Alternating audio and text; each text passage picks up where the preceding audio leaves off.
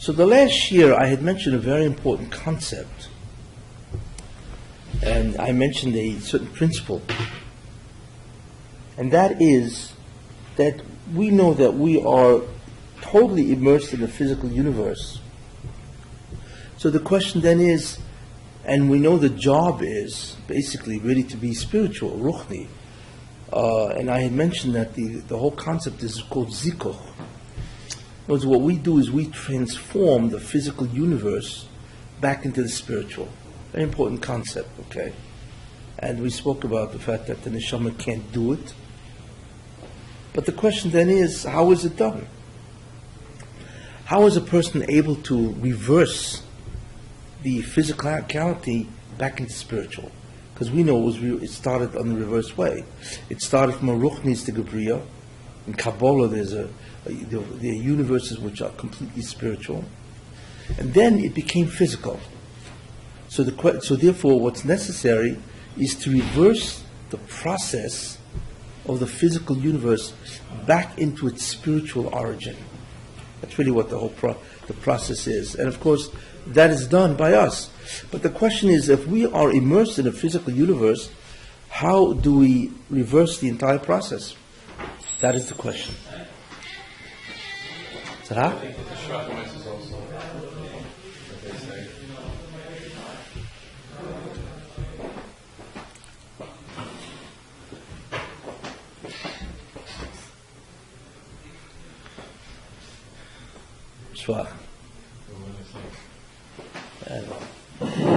So that's the question. How do we reverse?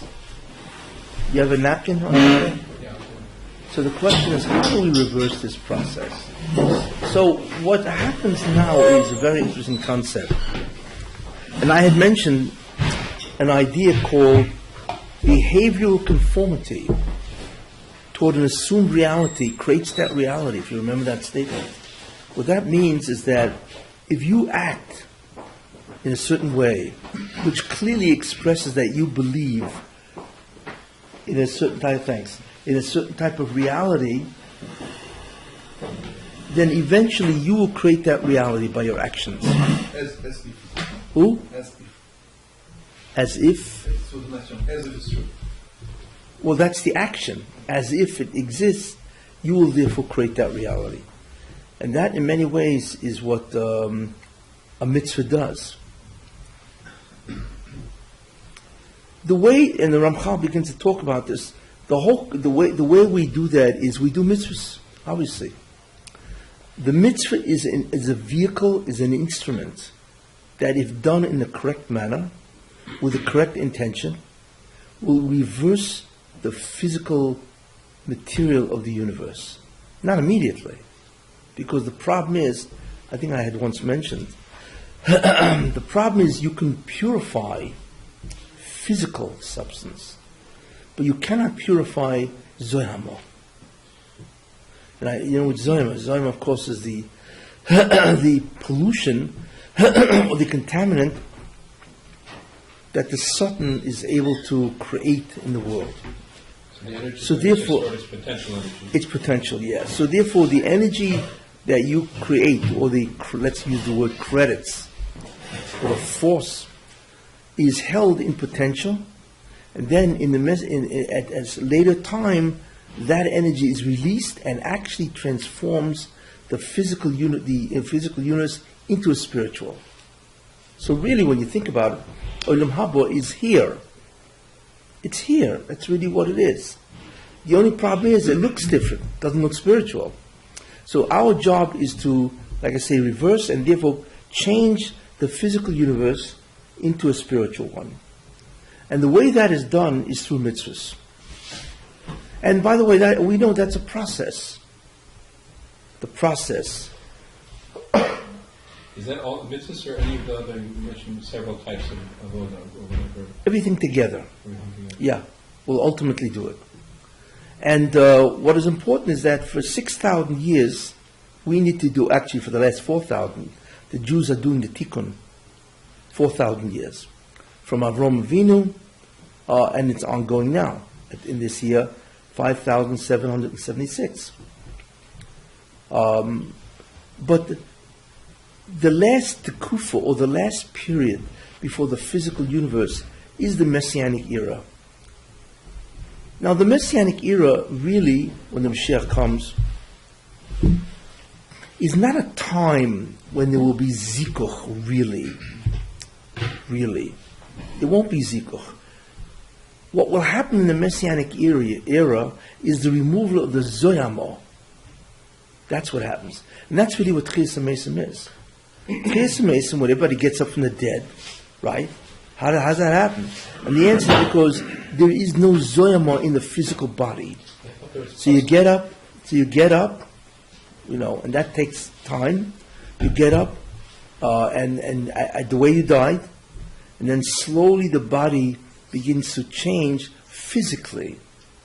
It doesn't become another physical body. It doesn't become a spiritual body. But the body begins to revert to probably at the age of 22. So that's the original fountain of youth. Why That's 22? not- Where's that? What? Why 22? Or where? Because that's your best age. Uh, The 22, well, I'm sure you're not going to blame them if you come back and you're 22 in 5 days. You're not going to blame anybody. No, but it's just an example of some good time, or Chazal would have to say. Well, the best time of a physical body is basically the age of 22. Right? You remember when you were 22? And 25 was also. You felt omnipotent. Right? You remember when you were 22, right? Long time ago, To 100 push-ups. 100 push-ups. the generations are going to be, everyone's going to be, you're going to see your father and the father and the father. Well, everybody will get up. Yeah, so you're going to see... That's the way it was. That's why. And everybody's going to be just incredible. Everybody's going to be 22 years old. Isn't that the way it was before Avinu or whoever was David? Well, Adam Rishon, how old was he? I mean, he was born, but how old did he look physically? Think about that, right? Yeah, he looked like a 22-year-old guy. It was only the prime, there's nothing else. There was nothing else, nothing before. So he looked like he was 22 years old, which is the best. The brain's working, everything is just phenomenal. The hormones are in, everything is just, as I say in Yiddish, it's klapsach. Everything is just working. What? My parents will be, I'll be 22 and my parents also. Yeah. But then, but remember, in the time of Mashiach, when everybody wakes up, there's no such thing as parents, because you could have been the parents of your parents in a previous incarnation. We're going to remember. Yeah. All the accounts will be settled, basically. Yeah. So it's going to be a different relationship. Oh yeah, of But course. you'll understand that I have to give a certain. Yeah, you're in this time. All the wives, What about all the wives are going to come up. And I send my parents to their room because I'm their parents now. all the wives will get up, and all the men, and all that. Everybody's going to get It's up. going to be a different state of being altogether. They'll look like they're 22, and you're going to want to marry them all over You again. have to give it. What? You have to work out who gets what level of Hakaras Hatov. No, but what's going to happen to families and so on? I mean, all this stuff. It's going to be totally different social structure. It's a different social structure. We don't know what it is. No dating, nothing. This is Mashiach. This is he was Mashiach. This Or is after. this is the Messiah. This is the Mashiach ben David. So there will be that, and so in the Messianic era, what's important to remember is there is no zikuch. There is a removal of the zoyama. Very important. Therefore, there's no death, no sickness, right? No decomposition of living matter. You see, it's a perfect world. It's a true utopia. This is after Kessin. This is when Mashiach ben David arrives. So the people will live through the Yemos Mashiach, and they never die. They live in Galus through Yemos Mashiach. No, everybody will die. Yemos Mashiach. Yeah, because you need that the zoyama to be removed, the So person it's a has to stage where experience everybody death, dies or- and then you get up like 2 hours later, But everybody has to go. Yeah, nap. But everybody will get up, but that will take time. Not everybody gets up right away. What? Yeah, the Zohar says that two machlokas. The Zohar says that Tchias HaMesim will take 210 years. So the startling thing about that is if you subtract the year 6,000, which is the end of everything, right? you subtract 210, right? So it comes out. 15 years from today. From today, it's 15 years. Yeah. That's when David arrives. I once spoke about it, right? You imagine how many things have to happen between now and then. We have a chance to see. What? We have a chance to see interesting things happen. Yeah. Yeah. Sure, even if you're an older guy. What? Are you saying that we have a maximum of 14 and a half years to do the tikkun? Yeah. Better start cooking. This is amazing. Well, 14 and a half years. That's very little. It was It's not much. 6,000, right? That's it. I mean, we come up young, but you know, it's a No, long, I'm it's saying been a that- long that- time. that You know, The reservation has to start 210 years before the 6,000. So we're holding out 5,700. 76. Should have started earlier. No, we have 15 more years. So Well, 760, 207, yeah. Yeah. That's why you see such an incredible acceleration of what's happening out there. You think about it, 20 years ago, what's happened in the last 20 years? From 1990, which was Chatzos, right? 12 o'clock, if you remember the calendar, 12 o'clock was 12 o'clock was 1989 September. And you remember what happened then? The whole Berlin Wall collapsed. That's the beginning of the end, really, As soon as the calendar hit 12 o'clock, and now it's after, it's already after a half hour after 12. Sheish v'chetzi, and everybody holds that's Ben Aboim. It says in the Navi, V'hoyo li'eis erev yiyeh or. At the time of evening, or evening time, there will be light.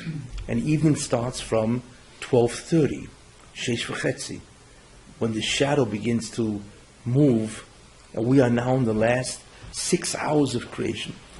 We are really in the last 5.5 hours. So all of a sudden, everything is incredibly fast.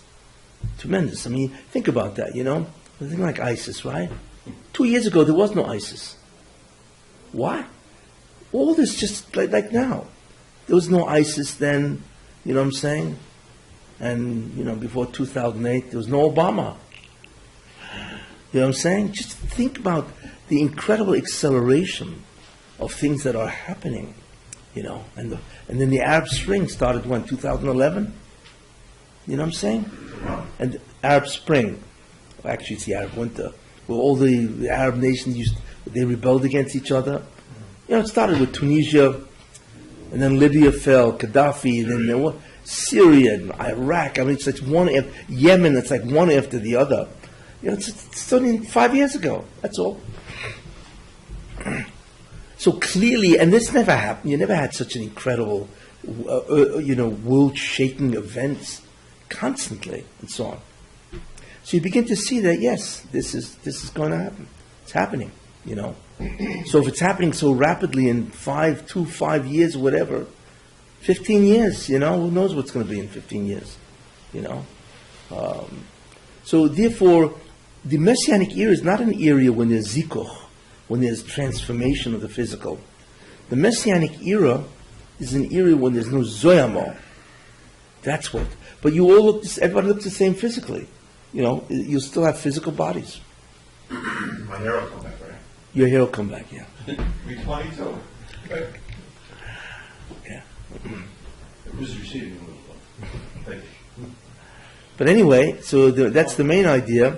Now, but after the Messianic era, then you begin to see the differences, where the actual, where the universe changes. So by the time the Messianic era is over, which is in the year 2240, right? Then things begin to change. Then you have 1,000 years in which the whole physical universe changes. That happens, and everybody is lifted off this earth, and at that time, the neshama and the body will be equal. Means that now the whole body is completely subdues the ability of the neshama to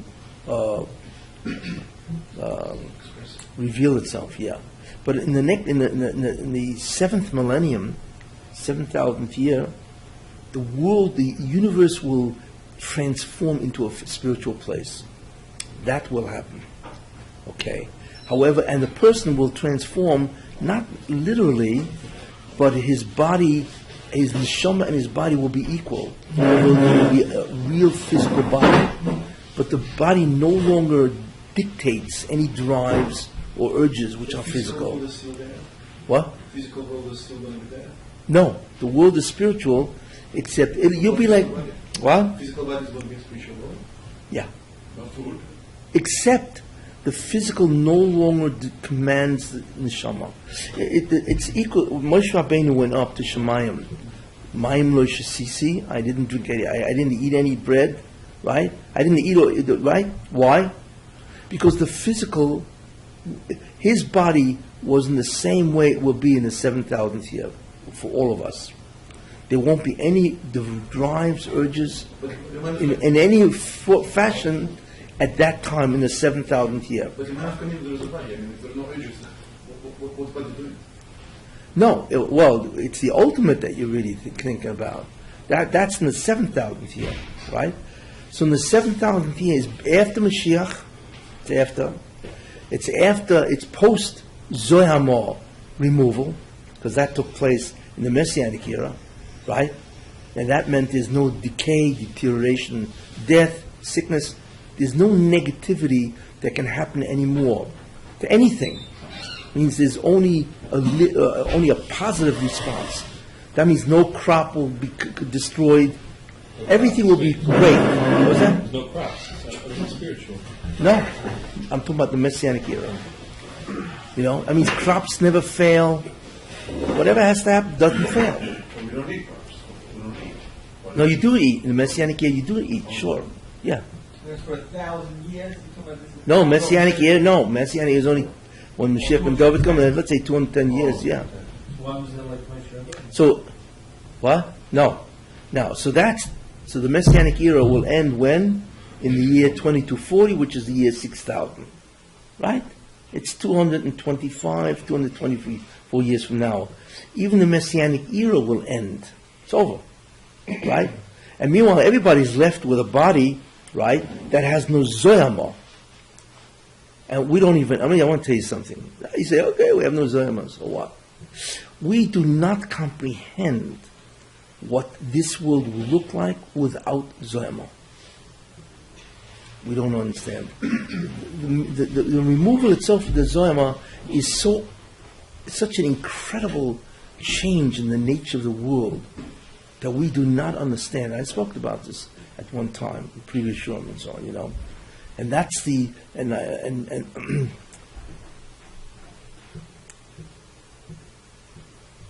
I mentioned that by Kriyas Yamsuf, the splitting of the sea, right? It says that a maidservant saw more than Yecheskel Hanovi saw. And Yecheskel Hanovi saw the Merkava, Ma'aser Merkava, which is the basic foundation of Kabbalah, the divine chariot, right? So what does it mean that she saw more?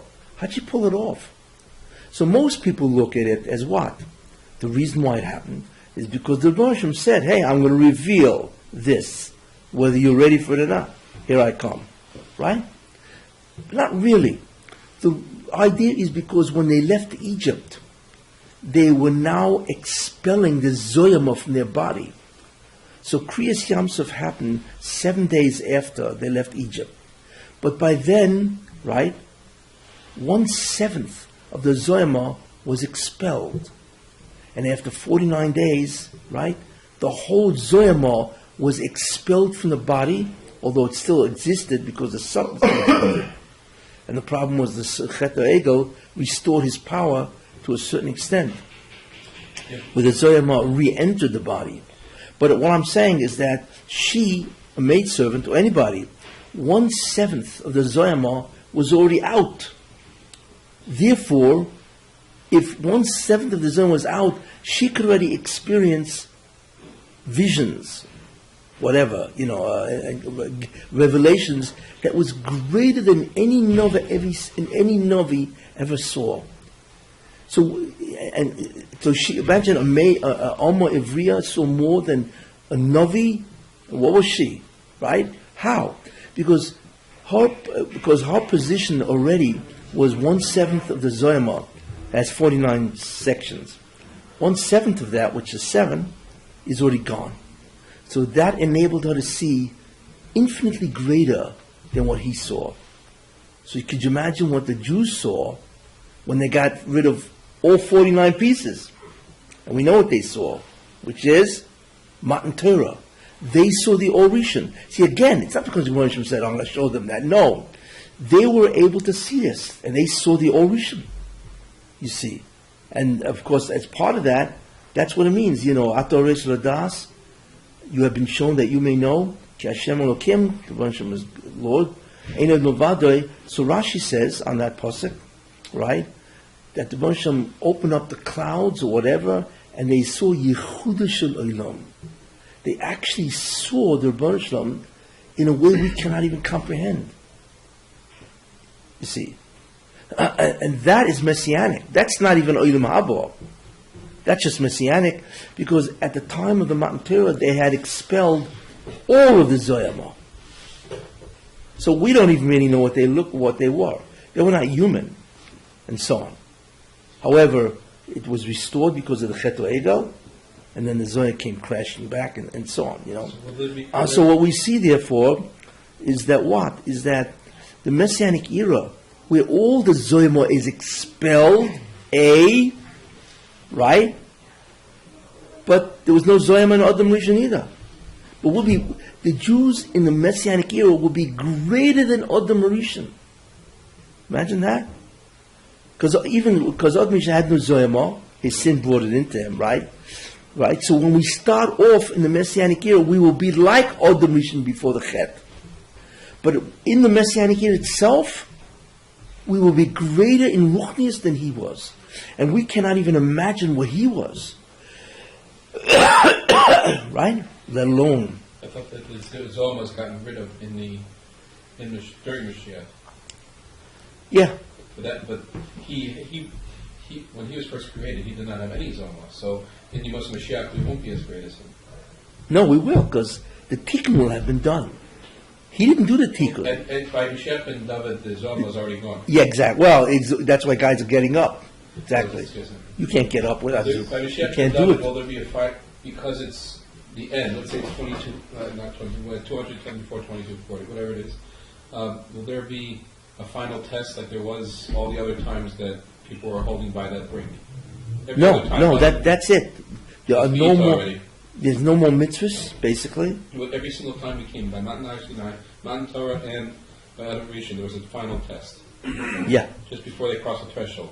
Yes, but remember, this is Be'itoi. Right. It's a whole different story. Be'itoi means there's no test. It's it. Maybe go to Mount Shemai Be'avo. God will bring the Redeemer, no matter, because of His name, not because of us. The tikkun will have been done, which is called the tikkun HaKloli. And when the tikkun HaKloli is done, right, the Zoyama is removed. That's what the tikkun is, and there will be an unbelievable influx of the Gilu of the Yichud of the Baruch Shem. Like it says, Bon Lord's Day, that the world will be filled with the knowledge of God as the waters covers the seabed. How much water is out there? It's enormous. Could you imagine how much das there will be? Deo as Hashem, that's how much das will be knowing God. And remember, we're all physical. We'll have that type of knowledge while we're all completely physical. Why? Because we will not have the Zoyama, which is greater, right, than Adam Rishon, because he didn't have the Zoyama, but he didn't have the Tikkun. We don't have the Zoyama, and we brought the rectification of the entire creation.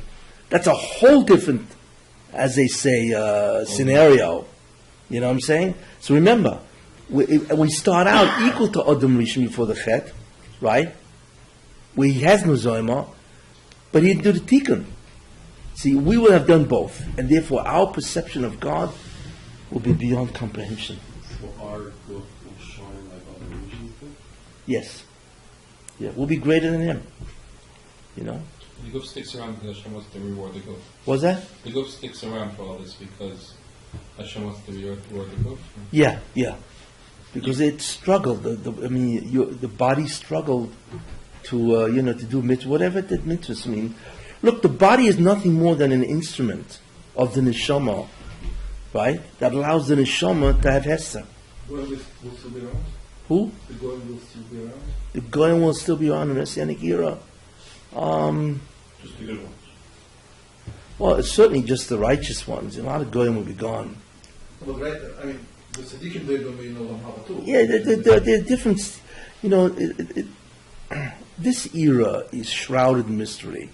The Messianic era. I mean, the Rambam says we won't really know what's happening until it happens. You know, and so on. It's shrouded in mystery and so on. You know, but by and large, the what's called the Tzaddikei Umas Olam, the righteous among the Gentiles, they will have Olam Haba. Not the same as a Jew, because they didn't do the Tikkun, but they will. What? What about the Yom Mashiach? No, also not. No. Goyim will have whatever we have, but they will have it by attaching themselves to us. So it's sort of like a filter. You know, we who did the Tikkun, we get it all. They also get, but it has to come through the vehicle called the Jew. You know, but tragically, most Goyim won't be there. You know, I mean, Goyim have no concept of They'll do Ibud and just yeah, I mean, yeah, that's it. Yeah, whatever reward they get. I mean, that's all part of the cheshbon. God will give them reward for whatever they did here and so on and so forth. And then they're gone, yeah. Yeah. What about Einish? That was to, let's say, somebody has Come on, a Jew or a guy? No, at that time, there is no more Gehenna. All ancient will have been meted out, and it will all disappear. So they'll meet it out while they're still alive? All the Gehenna, all the forms of punishment will be over. Test is now. Everything is now. That's why there's I once mentioned, why is there a stock market? You know what I said? Why is there a stock market? Make money. you got meet up and It's true. It's also to lose money, by the way. More people lose money than make money. You know, but why is there? You know what I said? Why there's a stock market? You forgot what I said? Oh, come on. so God can meet out punishment wholesale. The reason why is because if God wants to reward somebody, what was the traditional ways of rewarding? You know, you get him money. Great life. But how do you get money, great life? You don't have to open a business. It take a couple of years till you succeed, right? Right? It would take time to get reward, right? God doesn't have time anymore because we're almost up to the end. So he created a concept called an instrument called the stock market. So a guy can get money. A guy can become a millionaire overnight. What? Which means that he could use up all his reward in 1 week. Yeah, so the stock market, which is a very unusual way of making money, because you don't sell anything. You know, you really borrow, you're really digging in on somebody else's turf. Well, yeah, but the main idea is, therefore, so the stock market enables an immediate reward or punishment. See? Yeah. So if you do mitzvahs, you can invest and you can get money. If you what? Do mitzvahs? Mitzvahs, a lot of mitzvahs, then you can put money into You don't it, want to. and you know you get money. I'm not. You're not going to get punished, you're going to get rewarded. You're doing a lot of mitzvahs. Yeah, So sure. invest. Do mitzvahs, No, invest. but you don't get the mitzvah here. You don't get the reward of a mitzvah here. Money. No, that's your mistake. All right, yeah, Money- quite a big thing. Money is not a reward. Money enables you to do more mitzvahs. Right. But it's, the real reward of a mitzvah is Neidam Haba, and so on. So that's why there's a market. So in a time that everything is accelerated, you need some avenue to give a vehicle, to give a guy a lot of cash. Because you want him to have his reward and then he's out. Or vice versa. You can punish a guy very quickly, and so on. So that's why there's only a market for the last couple of 100 years. That's it, because we're very much toward the end. See Punishment will be meted out by what? Chacham Mashiach? what? Chacham Mashiach, That's all before he comes. Yeah, so that's when the punishment gets meted out? yeah. But when the Mashiach comes, there is no more Gehenna. All that will have ended because the Tikkun has been complete. So everybody will have gotten what they deserve in terms of removing the chatoim, the sins. You see. So therefore, the time of the Messianic era is a time of the removal of the Zoyama, But what's more important is the tikkun hakloli. It is a complete rectification that has been done. So the game plan is over. It's over. It's an astounding concept that the whole concept of tikkun, with mitzvahs and so on, is gone. You see. But in any case, so that's the essential idea of the Messianic era. Tikkun and no zoyama. What happens afterward, when the 6,000 years is over, and that time will be an incredible time for Klal Yisrael. Because all of a sudden, everybody realizes that the Jews are the pinnacle of the Bria. They will realize, I remember I was once in my car, and I forgot the guy's name, but I'm sure somebody's going to know it. They were honoring a guy who was a pitch hitter. Spanish name. Who's into baseball here? They were on it, and it was in a stadium. And it was in a stadium, He's the greatest pinch hitter, or maybe what? Pinch hitter. Oh, maybe one of the pinch hitter. I think he was a pinch. No, the guy who was a pitcher. Closer? Who? Closer? It's a Puerto Rican. It's a Hispanic name. There's a normal member on the team. There's a normal guy on the team. So I remember when I was listening to He this. just wants to run. They get a pinch hitter. A guy, a substitute. Pinch is substitute. He just hits for you. He just hits the ball for you. But it was only like 2 years ago. 2 years ago, he was retiring, and they made this. It was a whole stadium there. I think it had 60,000 people. So I get up. I hit the Give me the ball. turn. It's not Who? a pitcher. Well, let's say I don't want to hit He was. He's not. He's a stand-in for other pitchers. He hits the ball. I run. Pitcher. I think he was a pitcher. The Yeah. lead pitcher. He hits. I don't know why. What's his name? Yeah, I think that's it. He runs for you. He's injured. Maybe he's be injured. Closer. He was honored by all the stadiums. Yeah. What's his name? Riviera. Mariano. Yeah, that's his Hispanic name. What was he exactly? He was a closer. Closer. Guy closer. He was at the end of the game when all the other pitchers, and the pitchers they were going to use were depleted and tired. You mean they were exhausted? Yeah. They needed new. So he did it, and he's like the greatest one or something like that. Mariano Rivera. That's it. He saved 652 games. He saved. You mean he was a pitcher, Successfully closed the game. Oh, he closed the game. which means that they won Because of him. 652 games. Wow. Anyway, Well, he blew the word. so I was in my car and I was listening to the radio, and all of a sudden the channel was this Rivera, right? He was being honored. You had to hear the screaming and the applause for this guy. And then you had all the chashuvei, the important baseball guys. They were, they wore. It was like a what do you call it? Funeral. And then as I was listening, I realized something incredible. I said, "What is this? What is it? Okay, closed. How many games? 6-5. A big deal. What does this have to do with the Bria?" So I said to myself, could you imagine when the tikkun will be over, the entire universe, the Malachim, the Goyim, the Martians, the Deuteronomy, right? The stars, the koichas, they will all be screaming with joy that the tikkun is over.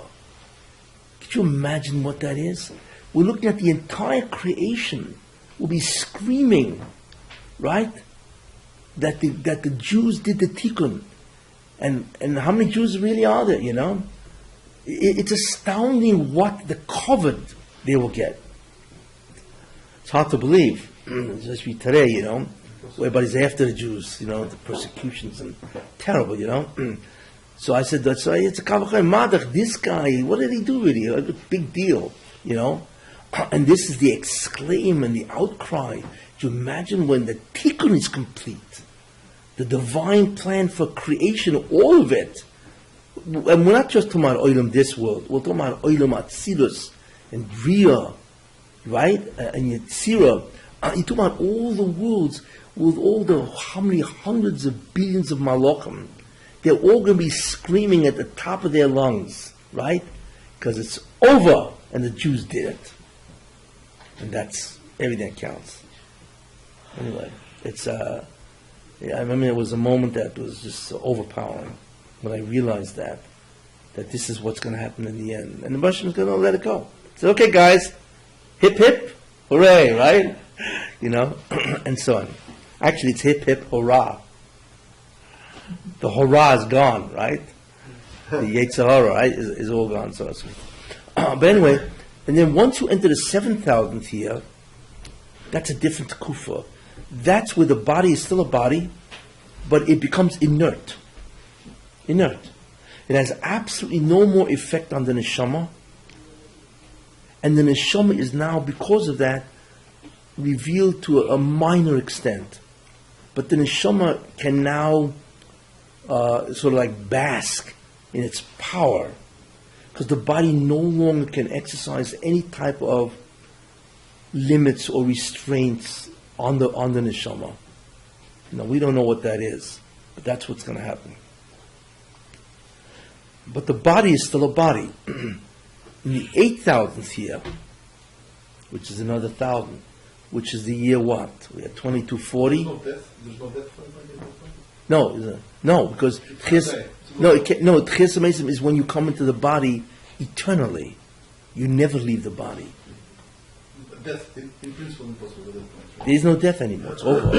Death is simply the severance. The body is going to be different than now, because if death is not shy, it cannot be body the way we know it. Yeah. We don't know what it means. A body is inert. Moshe Rabbeinu experienced that when he went into Shemaim to get the Torah with the Malachim and all that. He did not eat or drink because he was equal to what we will be in the 7,000th year. See, so 2240 is 6,000, right? So by the time you get to 3240, that's the beginning of the 8,000th year. For 2,000 years, which is the 8,000th and the 9,000th year, the body itself, that's when the zikuch happens, where the body itself is transformed completely into a totally transparent cover of the neshama. Totally transparent. So it will exist, in whatever that means, right? But it no longer has any station or importance at all in the world, you see. So, at the Ramchal will say, but what will happen is the neshama will be mazen, will nourish the body.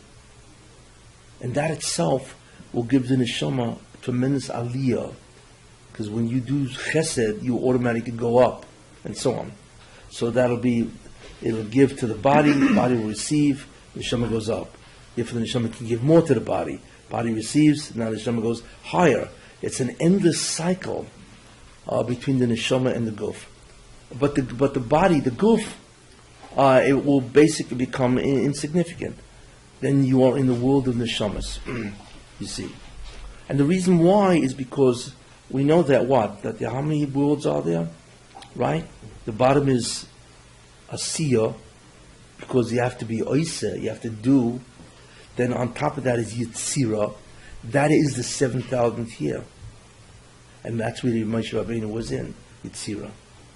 And then what happens is, but the 8,000th year is Bria, which is much higher.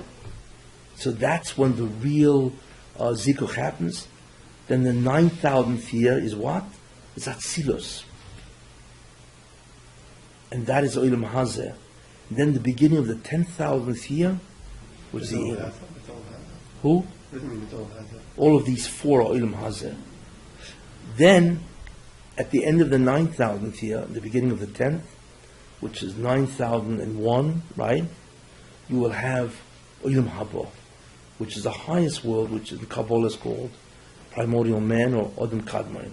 And that Olam Haba will be eternal. And could you imagine what the Hasaga will be? We don't even understand what the comprehensions are in the days of the Mashiach. And now we're what? Right? We're 7, 8, 9. Each olam will give us And by the way, Gan Eden is none of these. Maybe Gan Eden Yetzirah. But we have long ago left Gan Eden, you see. And what happens in those worlds? What happens in those worlds? The comprehension, the joy. Because we're not just talking about Hasaga. That Hasaga brings joy, right? That will be beyond comprehension. And then when you get into Ilam Haba, which is the 10,000th year, then we have no comprehension at all of what is there, and so on. So that's really the game plan, until you get to the 9,000th year, and 10,000th year is Adam Kadmon, which is Adam Habo, and in that time we have no comprehension. Like I say, I want a possibility of what it is. I don't know if you remember, because existence itself will vary. Here, existence doesn't vary. You either are or you're not. You either is or you ain't, as they say, right? What does vary is the experiences of existence. But existence in and of itself as a concept doesn't vary. You either is or you ain't, as they say, right? There's no middle. There are no levels. You can't exist more. You can't exist less. But in Olam Haba, existence itself will vary. And we don't know what that means. Right? We have no idea what that means. What does it mean that existence varies, I once brought a sort of, it's not a proof totally, but where it says, Ayin lo yirasa, in Gemara, I think in Brachos, Ayin lo yirasa, the eye has never beheld what is stored up for the righteous, referring to Ilam Haba. So why does it say the eye has never beheld? It really should say the moyach cannot comprehend. The mind or the brain cannot comprehend. So it sounds like you can comprehend, except you've never experienced it. So all of us have experienced existence, right?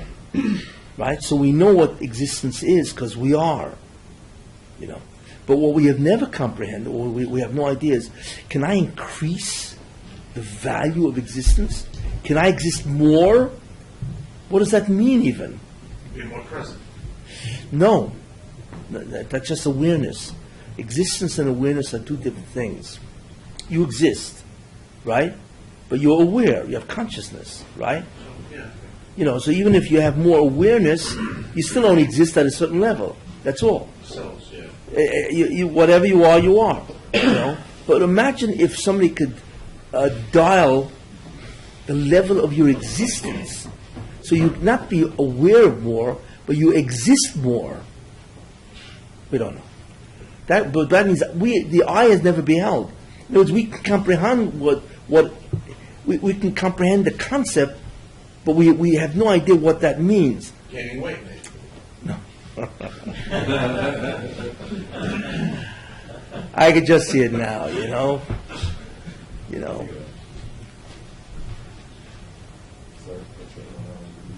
The whole Olam Haba is nothing more than a clinic. I have to lose weight all the time,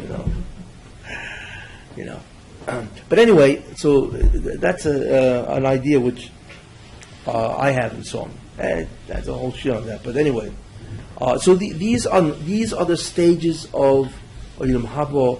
These are the stages of Zikuch. So Zikuch takes place in the 8,000th and 9,000th year, right? And in the beginning of the 10th is Olam Haba. And that corresponds to what? That you have to retransform the Bria from bottom to top. So what's the lowest part of the Bria? It's Olam Asiyah, right? So that takes the zikuch of that will be in the 7,000th year.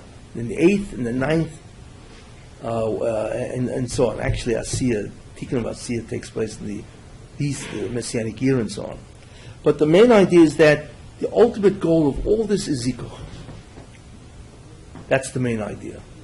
And when that happens, obviously the universe is so different than what we know. It's just incredible and so on. But we're looking, we're just looking for a morsel. We just want the Messianic era. Forget about everything else after that, and so on, the quote in which is interesting in Vayigash, this parsha of today, right?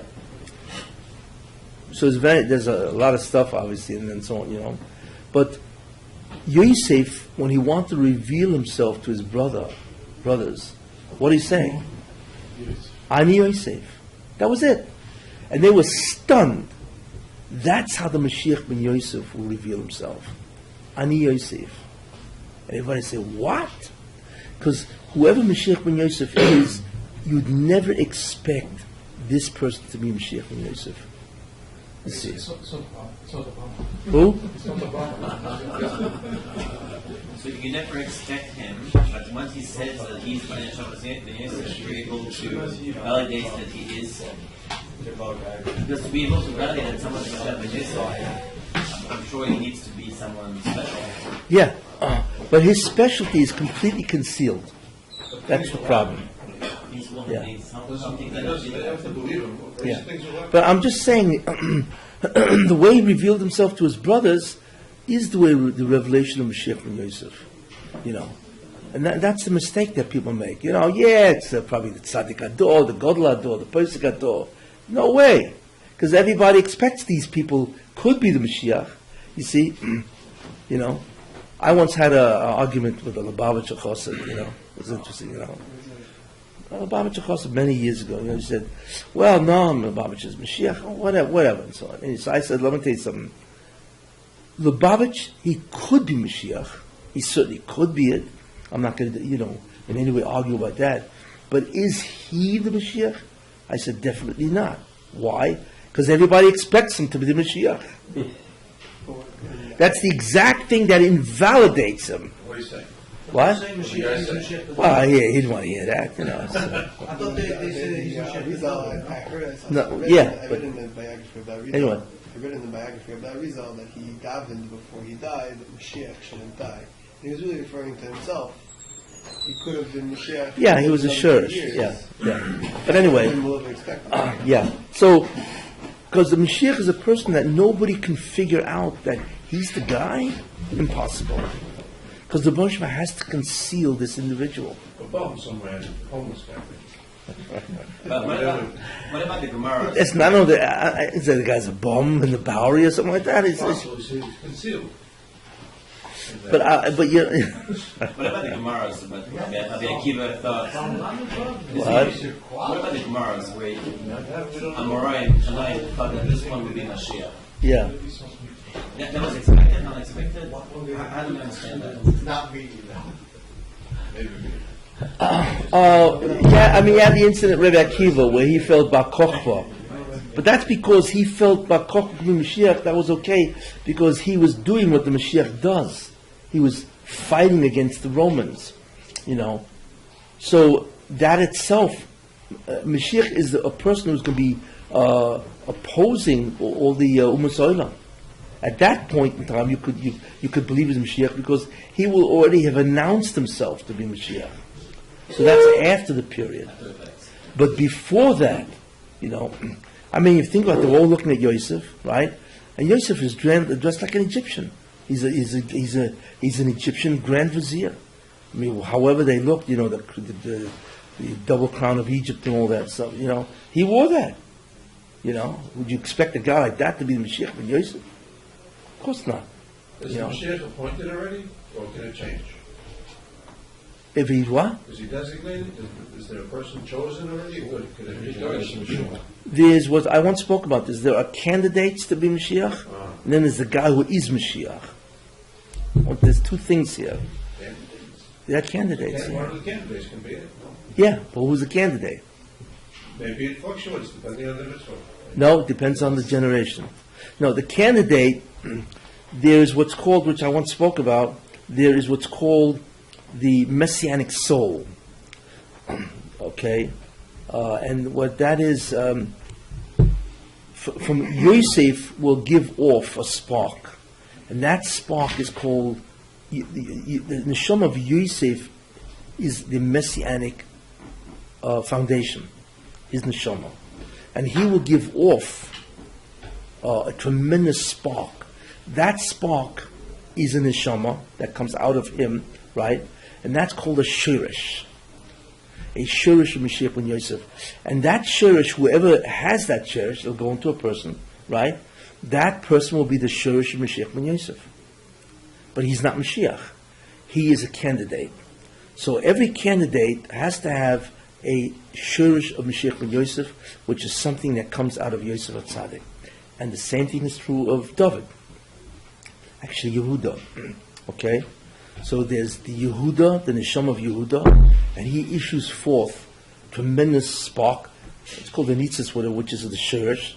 And that Shirish of Mashiach ben David is a candidate to be the Mashiach. Is he? There are, in each generation, there must be somebody who's a Shirish of Mashiach ben Yosef and a Shirish of Mashiach ben David. That means in this generation, there has to be two people who are walking around with the shirish of the neshama of either Yosef or Yehuda or David, whatever. That means, however, it doesn't mean that they are Mashiach. How long is the generation? 25 years. However, so that means in every generation there's always two neshamas that are capable of being the Mashiach. What will make them the Mashiach? Okay, that is the Messianic, the real neshama. Is Adam Rishon had all the neshamas in him, right? And the highest part of the neshama is called the Yechida, unique. Okay, and before he did the Chet, Adam Rishon's neshama included every neshama that will be. Okay, that means he had everybody's nefesh, ruach, neshama, chaya, and yechida, neiron chay. Okay, the yechida is the thing that connects to God. Before Adam did the chet, his yechida, his crown, that's the crown, it broke off from him and fled. Therefore, it was never nivgam. It was never damaged by his chet. Therefore, the yechid of Adam Arishon was never damaged by the chet of Adam. That yechida is the Mashiach. So, whoever is the shirish of Yosef, and whoever is the shirish of Yehuda or David, the yechid of Adam Rishon will come back, split. One part goes on Yosef, the other part goes on Yehuda or David, and they become the Mashiach. Got it? So every generation has a candidate. See, If you live to 100 years, you have 4 chances to become the Mashiach, divided by 25. Which generation do I belong to? All 4? Or just one? From 50 to 75? no, it means that whatever the generation is. It's the lottery. The odds, what are the odds? In any case, so therefore, in every generation, there's always these two neshamas, shroshim, okay? And if they receive the yechid of Adam Rishon, they will become the Mashiach. Literally, what determines which shirish in which generation gets it? Right? That's the question. The answer is what? The generation itself. Which means what? What about it? Growing in that way. Whichever generation the tikkun is complete, that generation gets Mashiach. So the yechid of Adam Rishon comes back, crowns both, okay, and they become the real Mashiach. But it's interesting. Remember, the yechid of Adam Rishon, which is the highest aspect of the neshama, has everybody's yechida. Everybody's yechida. So when they get yechida, they get everybody's yechida. Everybody is legal Mashiach. What? Everybody is legal Mashiach. Everybody is legal Mashiach. Is it legal? Everyone has a little bit of Mashiach. Well, every neshama can connect to the Rebbeinu Shalom, right? They can connect to the Rebbeinu Shalom because the yechida is the neshama. The shirish of the neshama is the yechida. That is what connects to the Shekhinah itself. So Adam had everybody's yechida. So the Mashiachim will have everybody's. Yosef and Yehuda.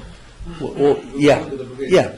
So what happens is that the Shekhinah which comes down in the Messianic era goes through their Yechida and goes through the rest of Klal Yisrael. Because your Yechida is wrapped up in them. You see. So all of a sudden, you will be connected to the Shekhinah via them. It's like Moshe Rabbeinu was a conduit, right? Where Klal Yisrael was connected to Moshe.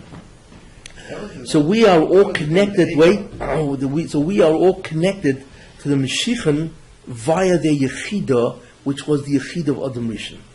You see? So in the generation that the Tikkun is complete, if in this generation the Tikkun will be complete, right? Then whoever has these two Shloshim, we don't know who they are, they're obviously very concealed people, and so on, they will automatically become Mashiach, and that will be the Messianic redemption, and so on. So that's basically what transpires in terms of the Mashiach and so on. And and now, what happens with the Mashiach? What happens to the Mashiach himself? Automatically, his neshama is connected to either Yehuda or Yosef. So Yosef's neshama becomes part of this person. And he also has his shirish, and then he also has the Yechidah. So this person's walking around with a 3-part neshamas, the greatest of all the neshamas and so on. Okay? The problem is nobody knows who they are. But like I said, in this week's Parsha, Yosef, it said, Ani Yosef, and they were just stunned. You see, that is a forerunner, of what has to happen. So whoever the Mashiach ben Yosef is, you won't know until he says. But just because somebody says, Ani Yosef, so what? They cut him off to a mental institution. You know what I'm saying? He will demonstrate that reliably, that he's a Mashiach. See? Because whatever he does will always succeed. He cannot experience failure. You see? So that's basically what happens in that Messianic era. So you now have a bird's eye view sort of the thousands of years, right? You have that, the Messianic Mashiach, who he is, what he is, how he comes, and so on, and what the Messianic era itself, and so on. That's basically a whole view and understanding of what is to be. He can't fail once he's a Moshiach or in his life now too. Because then I'm definitely not Moshiach. It's a big belly.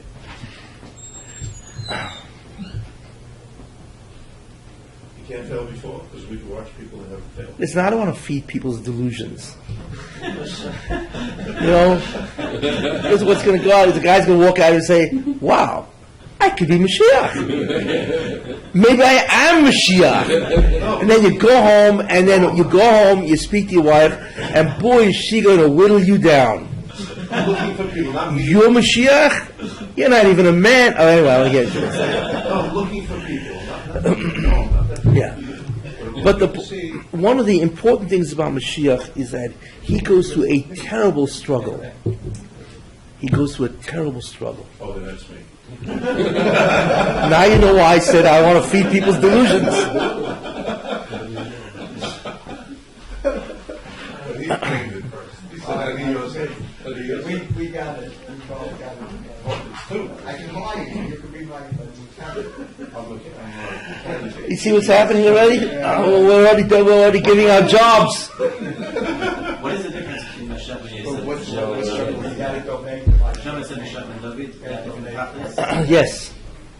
Essentially, Mashiach ben Yosef has to deal with the Zoyama. That's his job. That's why Yosef went to Egypt.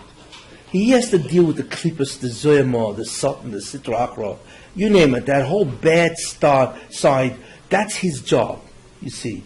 And that's Yosef. Yehuda's job, or David's job, is to deal with the Ruchnius. After Ben Yosef will have discarded all the Zoyama, which means he has to take on the Umas Oilam. I spoke about this in the Chanukah Shir. If you remember Kani Ra'im, Ubema Ami Minagach, he'll go the nations with what? The Hasaga, right? And you find that Yosef HaTzadik was called Sofnas Paneach, the reveal of mysteries and so on, But that's what basically is, that is his weapon.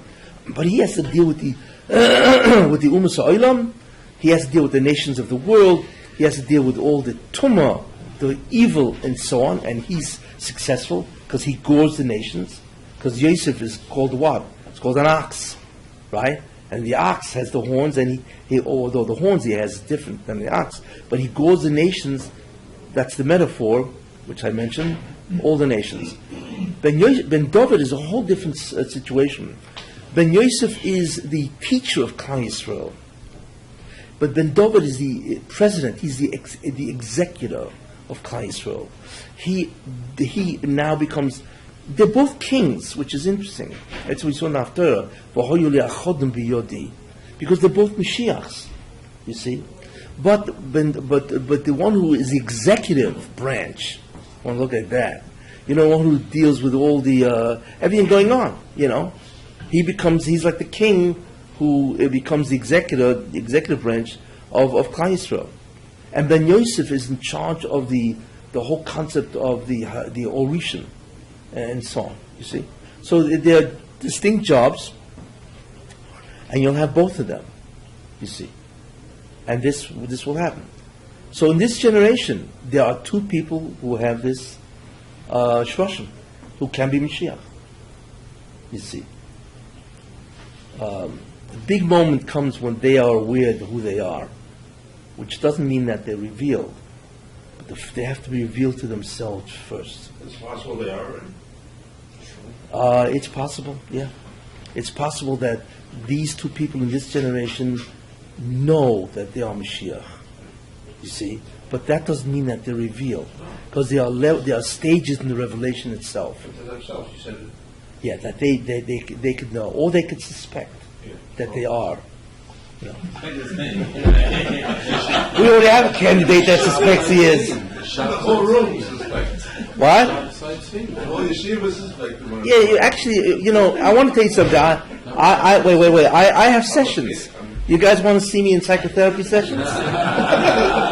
No problem. That's where I am going to allow you to be delusional, and I am going to charge you for this. What do you want to say? Shabsat is that. Who? Shabsat. Well, yeah. He wasn't Mashiach ben Yosef, no. He thought it was. He certainly thought he was, yeah. Yeah, very sick person. He's a psychotherapist. He's a manic depressive. That's what he was. Problem is a manic depressive that was he was a brilliant guy. He had tremendous command of Kabbalah, but he was a manic depressive. It's But in any case, yeah. So Eliyahu Navi tells us who Mashiach's going to be? There's Eliyahu told Mashiach. Eliyahu will say probably who Mashiach ben David is, but it's not clear how the Mashiach ben Yosef know who he is. Not clear, We're both talking that he's going to be told this. So what? I asked him, he said he's going to be told. He's going to be told he's Mashiach. Yeah, of course. Yeah. Maybe not that he's going to figure it out himself, but it'll be. Yeah. Well, you can't figure this out yourself. You can suspect, but you can't say I'm it. That's a mistake people make. People walking around say I'm Mashiach and so on. So, or we want Mashiach now, or whatever the craziness is, and so on. No. The Rebbeinu Shem has to tell you in whatever form, whether it be Eliyahu or Gilui of Nevuah, whatever it is, there has to be a clear clarification of who you are. And then once you know that, then that era begins. Like David. Who? His brothers didn't believe that it was him. No. Well, he himself didn't know who he was. It was only after Shmuel anointed him that that obviously he was the king, he was the melech. Yeah.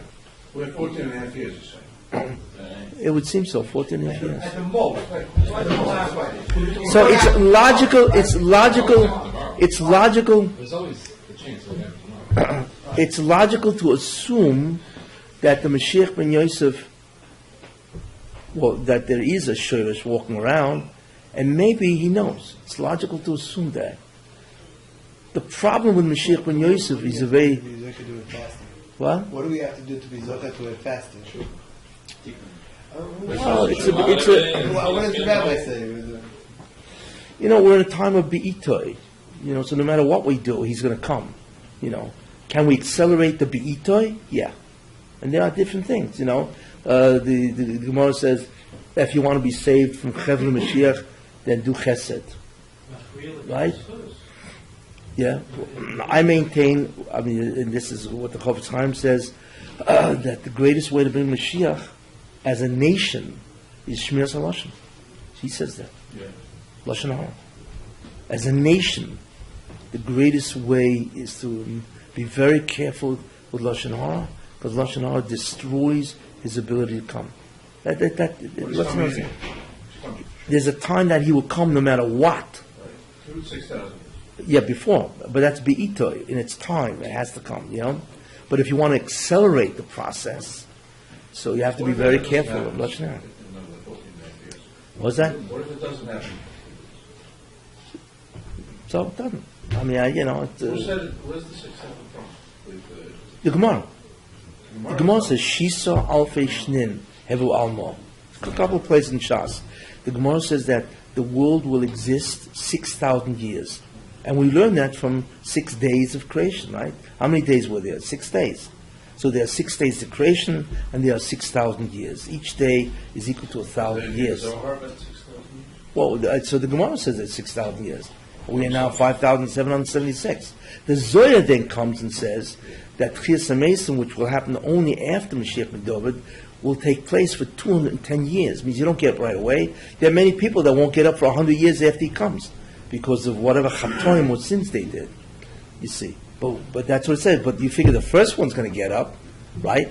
In what's today? What's the year today? 2050. By 2030, according to that Zoya, he's here, and that's probably one of the reasons why you see such an incredible acceleration of historical events, right? That are all about Esav and Yishmael. These are all the end klippos, and so on. You know. It's very interesting to watch the elections. There's something going on with these elections which are astounding. I don't know if you people see this. It's hard to know. I'll just tell you what it means. Trump is Mashiach, yes. Who? He said Trump is Mashiach, yes. He's gotta be Jewish. He's gotta be I want to tell you something. He certainly believes he's Mashiach ben Yosef. He's got the whole thing wrapped up. He's only one step away from believing that he's God. Well, what's going on that you want to say? I'll tell you something very interesting. Anyway, you have two completely different situations here, right? You have the situation where Hillary is running, right? Hillary Clinton, right? And you have a situation, where the Republicans. Now, the Republicans are fielding very good people. They're all great. You just look at them. Trump is very good. Forget about the fact that he has a distorted sense. No, yeah, he's a distorted sense of self. It's too bad. But that is really actually very good, But you have Trump, and you have Cruz, and you have Rubio, and you have Kessin. Forget about the rest; they're gone. These people are very good. In what sense? Because any one of them that gets in will immediately change the face of Edom, America. What? Because they're all good people, and they're on the side of Toiv. Forget it. They're on the side of Toiv as people. Yeah. And what they will do if any one of these guys win, they will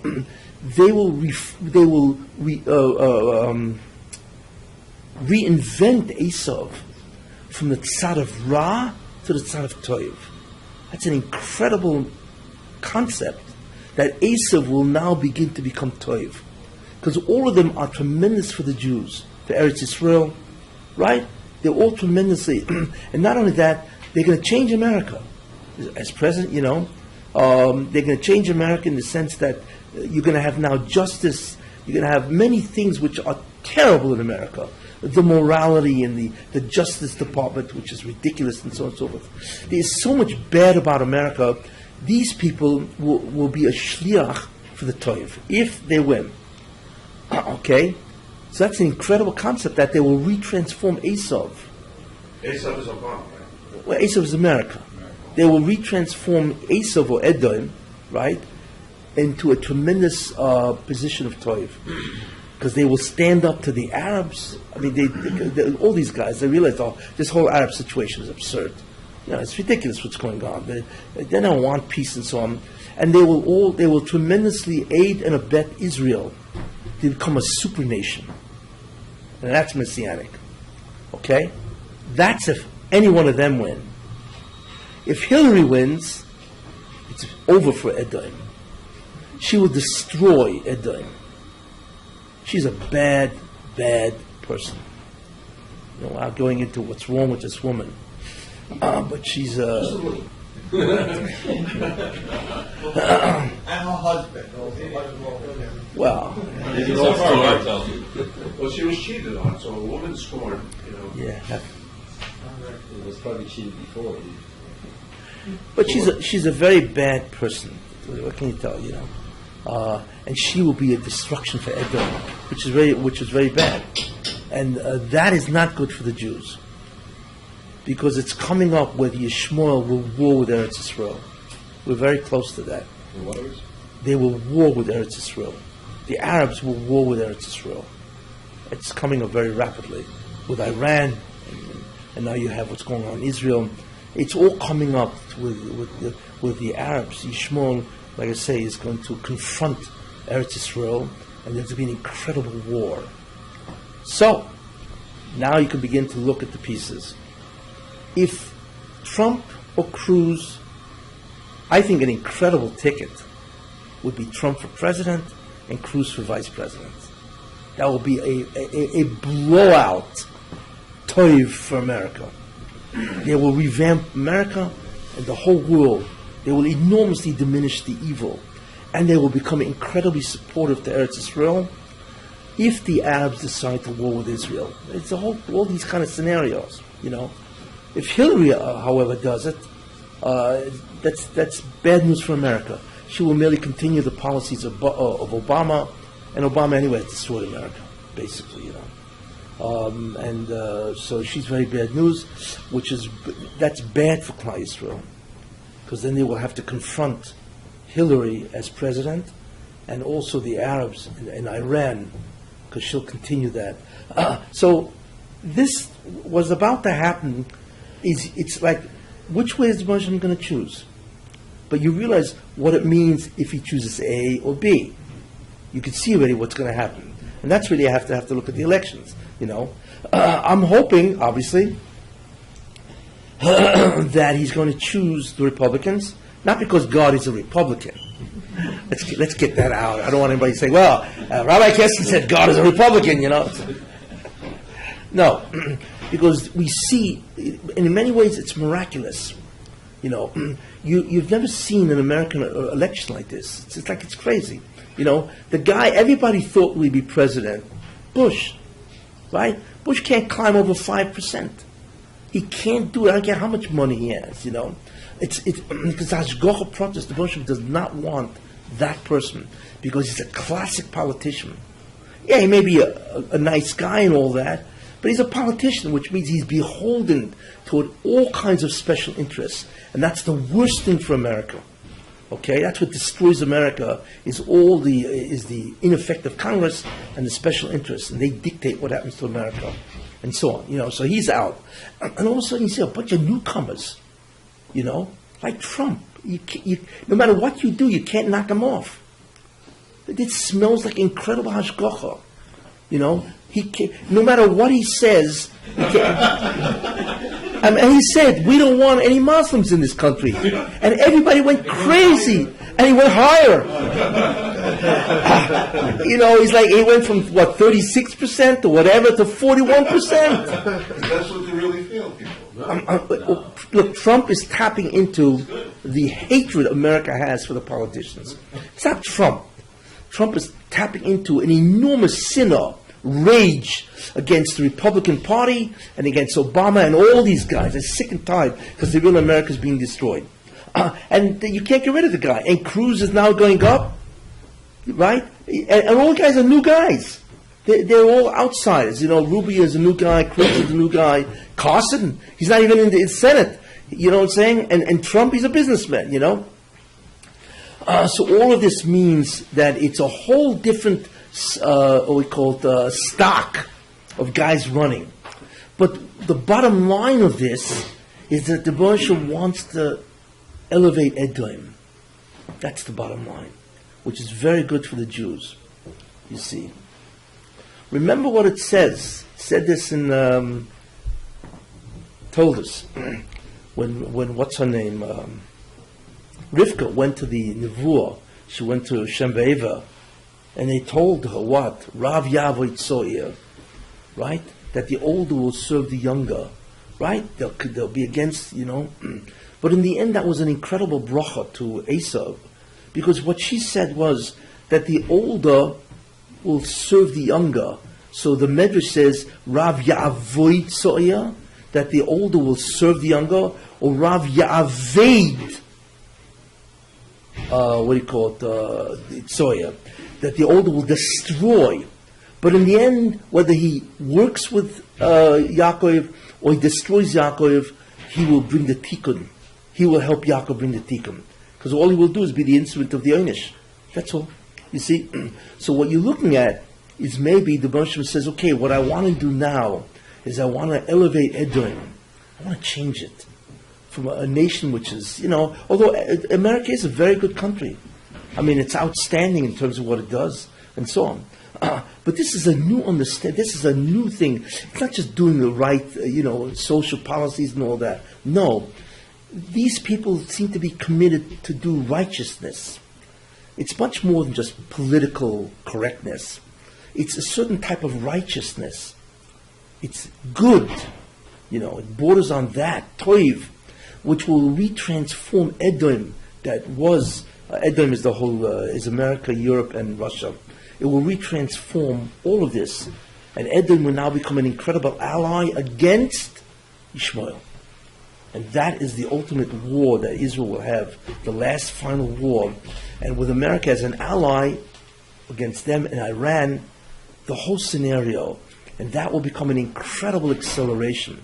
You're talking about 2030, you're looking at it, You're going to look at enormous confrontations that's going to happen. If Trump becomes president, he's going to confront Putin. They both think they're both megalomaniacs, really. But the beauty of Trump is that when he confronts Putin, or Putin, whatever he calls himself, he's going to take it personal. It's not because he wants to defend America. How dare you talk to me this way? So his megalomania is gewaldig.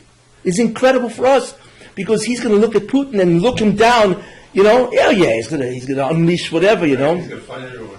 But on a personal level, forget about it because he's doing it for America. You see? So we're looking at a new stock of guys that's going to retransform America because they're going to do it radically. And the one who I think was the most going to retransform America is really Trump and Cruz. Rubio, I'm not sure about. He will, but Trump and Cruz will do a tremendous job. They have incredible guts. Anyway, so this is a incredibly pivotal election. This isn't just an election for America. It's an election in many ways for the Eretz Yisrael and for the Jews and for the entire bringing in of the Mashiach. This isn't your average election. See what happens. Any questions? Well, you spoke about how Moshe Rabbeinu was a conduit for Klal Yisrael, and Egel was also, they thought they wanted to be a conduit, right? Really, they wanted, so that was a problem because really they didn't have the relationship with their Baruch Baruch Hu straight. Yeah, but so they're going to do it they'll bring the tikkun by being Manish Yaakov. But at the end, they also bring the tikkun. Why is it? And I'll mention one thing. Why is Edom zoicha to something? Because Edom could have gone down anyway. But I believe because the Rambam says this. The Jews, their mission is not just to believe in one God, but to publicize that to the Ummah Ha'olam. That's an old story, right? Right? But the problem was that the Jews were not zoicha. So the Rambam says that who got the shlichus to bring God to the world? Christianity. Says that openly. It's astounding. Why? Because even though they have a three-part partnership going around here, right? And so on. But still, they have removed paganism as a viable candidate, and they have brought, because in the end, they have brought the whole concept of, a monotheism or Trinity, whatever, to the entire world. So in a certain sense, what? We trust. Yeah. So I believe in a certain sense that the Baruch will not destroy them and save Klal Yisrael. I believe in a certain sense He will allow Edom to share in the ability to bring Mashiach. And the main, what? Yeah. I mean, they're going to fight it out. Don't believe it's going to be a real fight out. But that He will give them a schus, because they have been, really in many ways, they have brought the whole world to the Hakara of one God, basically, So that schus that they have, right? He will not destroy Edom, He will elevate it by retransforming it. And that's why you have these guys running. I mean, think about it. All the elections before, they were always politicians. They were always verkauft. They were sold out to the, and they were terrible. They were liberals. I mean, George Bush was terrible. Yeah, just terrible to Israel. How many times he restrained Klal Yisrael from getting back. And Clinton, all these are politicians that are beholden to special interests. And many of them are really bad people. They're crazy liberals. And all of a sudden you see a whole group of guys that are radically different. So it seems to be that's the direction. If it happens, watch it. That means Mashiach is right around the corner. If Hillary becomes president, everything's going to go down the tubes. Kind of feel like she's going to be Messianic Shmuel to have competition. Yeah, well, she will continue. She's a clone of Obama. Then the competition. Well, she's not as bad. Obama's worse. No, Obama's worse because he's an idea. The difference between Obama and Clinton is Obama can't be sold. He's an ideologue. He's crazy. But his ideology is killing the United States. He himself is a Muslim. He's an ideologue. He's a socialist, a liberal, the left, you name it. Hillary can be bought. She's a milah. You can smear her. Yeah, because she knows where the bread is buttered. That's why she sells out, So in a certain sense, it's better for us because she can be bought, But still, she has the same crazy liberal left policies of Obama, and that will destroy America. You need a true leader to elevate. So the question is the Baruch Hashem can be memrachem on Edom? Interesting. And therefore elevate it, save it from itself. But if Hillary gets in, it's over for America. Okay.